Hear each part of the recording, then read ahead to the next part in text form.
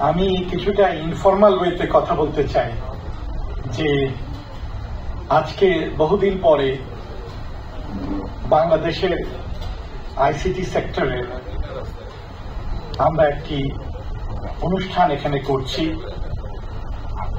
সত্যিকার অর্থে বাংলাদেশের আইসিটি সেক্টরটা একটু ঝিমিয়ে পড়েছিল। গত 6 মাস ধরে বাংলাদেশের আইসিটি সেক্টরের তেমন কোনো অগ্রগতি আমরা কোনো জায়গায় দেখতে পাইনি। যাই হোক, আমার রিটেন বক্তব্যটা আগে একটু বলে নিই। বাংলাদেশের আইসিটি খাত একসময় সম্ভাবনার শীর্ষে থাকলেও গত 15 বছরে দুর্নীতি, স্বজনপ্রীতি, অদক্ষ নেতৃত্বের কারণে এই খাতের অগ্রগতি মারাত্মকভাবে বাধাগ্রস্ত হয়েছে। রাজনৈতিক প্রভাব, গোষ্ঠীগত স্বার্থ এবং অযোগ্য ব্যক্তিদের নিয়ন্ত্রণ প্রতিষ্ঠার ফলে শিল্পের বিকাশ স্থবির হয়ে পড়েছে। দীর্ঘদিন ধরে আইসিটি খাতের মূল সংগঠনগুলোর স্বচ্ছতা, জবাবদিহিতার অভাব, ক্ষমতার অপব্যবহার এবং সঠিক নেতৃত্বের অভাবে আমরা আজ এই সংকটের মুখোমুখি বলে আমি মনে করি। সময় এসেছে সংস্কারের, সময় এসেছে প্রকৃত নেতৃত্ব প্রতিষ্ঠা। আমি দুর্নীতি ও স্বজনপ্রীতির 15 বছরের যে প্রতিচ্ছবি সে ব্যাপারে বলবো। গত 1.5 দশক ধরে আইসিটি নীতিমালা প্রণয়ন ও বাস্তবায়নে এক ধরনের দলীয় ও গোষ্ঠীগত স্বার্থ প্রতিষ্ঠিত হয়েছিল বাংলাদেশের আইসিটি সেক্টরে।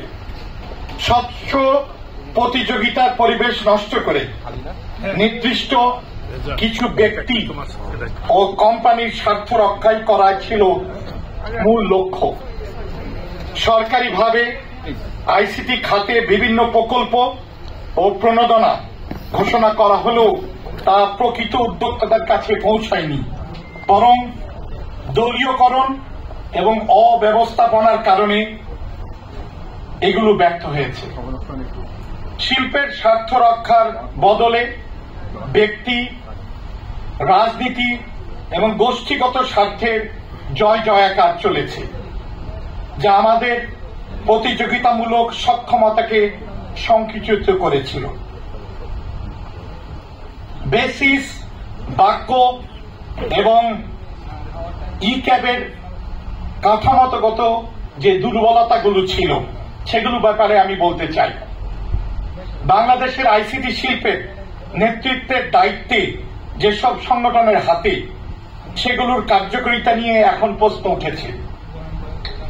বেসিস, বাক্য, ইক্যাব এই 3টি গুরুত্বপূর্ণ সংগঠনই গত 15 বছর বারবার কিছুটা নেতৃত্ব সংকট, অদক্ষ ব্যবস্থাপনা, স্বজনপ্রীতি এবং রাজনৈতিক প্রভাবের শিকার হয়েছে।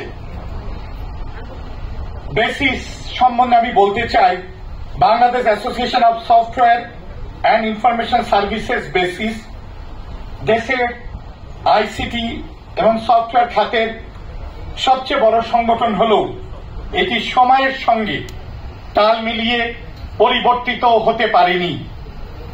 বেসিস আজও নীতি নির্ধারণের দুর্বল ও নিষ্ক্রিয় হয়ে পড়েছে। এটি এর আগের মতো শক্তিশালী সংগঠন হিসাবে কাজ করছে না। আমরা যদি সত্যি দেশের আইসিটি শিল্পকে এগিয়ে নিতে চাই, তাহলে বেসিসের কাঠামোগত সংস্কার করতে হবে। সংগঠনকে আরো স্বচ্ছ, জবাবদিহিমূলক এবং সদস্যদের স্বার্থ রক্ষার জন্য শক্তিশালী করতে হবে।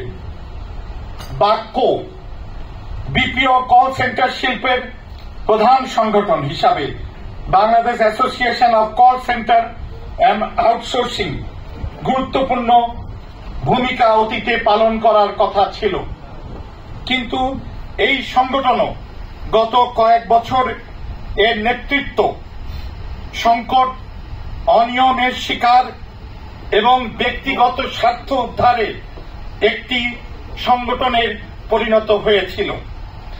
কিছু কিছু নেতার নেতৃত্বে এই সেক্টরকে কুক্ষিগত করারও চেষ্টা চলেছিল।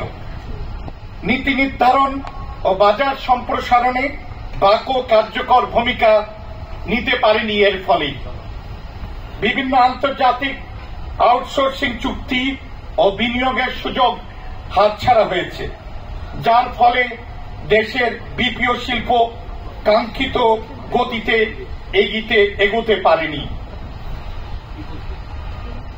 ই ক্যাব এর বিষয়ে আমি বলতে চাই, ই কমার্স ব্যবসার সুষ্ঠু বিকাশ e commerce association of Bangladesh প্রতিষ্ঠিত হলেও এটি স্বচ্ছ নিরপেক্ষ সংগঠন হিসাবে কাজ করতে ব্যর্থ হয়েছে। বিগত বছরগুলোতে দেশের ই কমার্স খাতে বড় ধরনের সংকট তৈরি হয়েছে।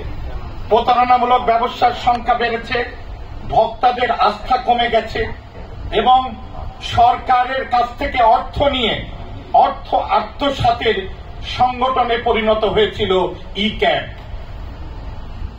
ই ক্যাব এইসব ইস্যুতে কার্যকর ভূমিকা নিতে পারেনি, বরং নির্দিষ্ট কিছু ব্যক্তি ও প্রতিষ্ঠানের স্বার্থ রক্ষায় ই ক্যাব ব্যস্ত ছিল। এই সংগঠনগুলোর কার্যকর সংস্কার না হলে বাংলাদেশের আইসিটি ও আউটসোর্সিং খাত সত্যিকার অর্থে উন্নতি করতে পারবে না বলে আমি মনে করি। অভিজ্ঞ দক্ষ সিনিয়র নেতৃত্বের অনুপস্থিতি, দক্ষ ও অভিজ্ঞতা